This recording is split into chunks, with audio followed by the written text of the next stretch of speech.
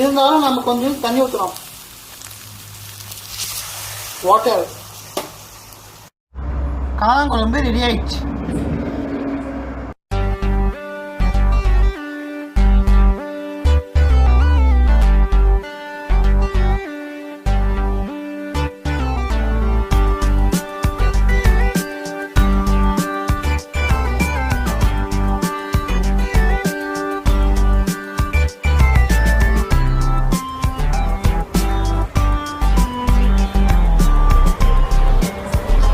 குழம்புக்கு சோறு சூப்பராக இருக்குங்க.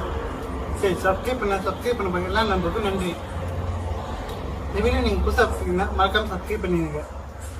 உங்களுக்கு இந்த வீடியோ பிடிச்சிருந்துச்சுன்னா ஷேர் பண்ணுங்கள், கமெண்ட் பண்ணுங்கள்.